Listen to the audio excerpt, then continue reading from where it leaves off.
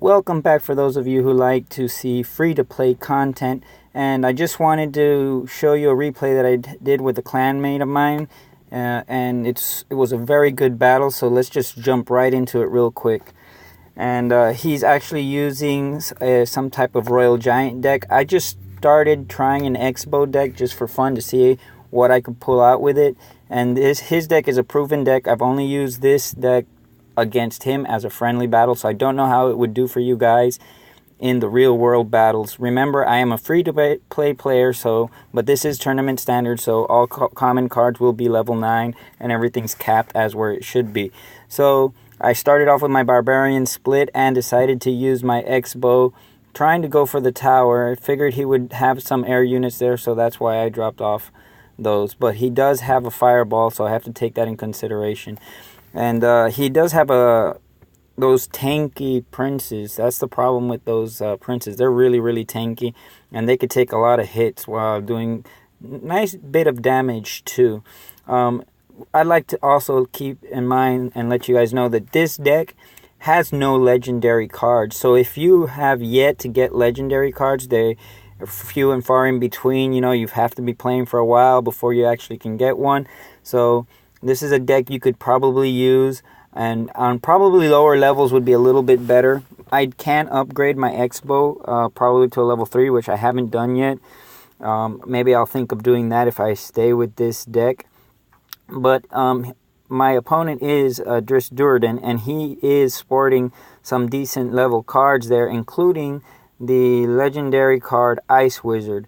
Now, I do consider the Ice Wizard a very powerful card. It's able to slow troops' movements while including a little bit of splash damage, so troops that are close to it as well will get slowed, and even take off a little bit of hit points while he's doing all that at the same time.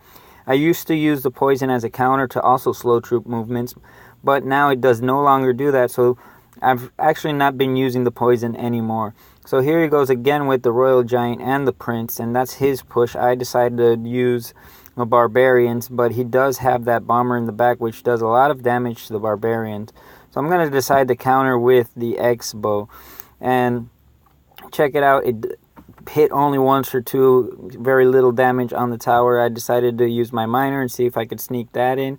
But he did have enough elixir to do a good defense against it. But I was able to chip away a little bit at his tower.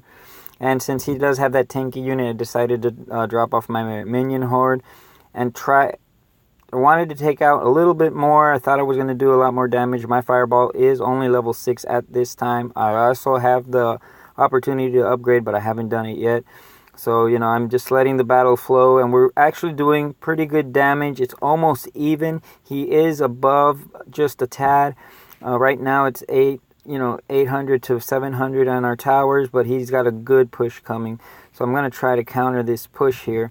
And I thought he was going to use the fireball. He uses the zap instead. I didn't realize at the time that he didn't have the fireball ready to go.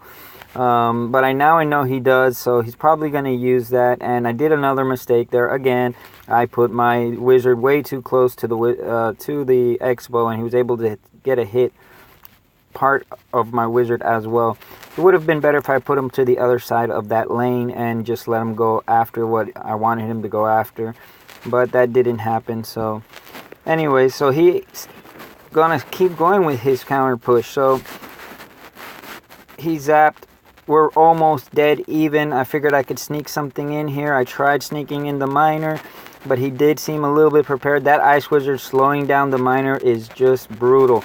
So I got his tower to 154 while mine's at 149, and he just sneaked by me that last fireball just by a second.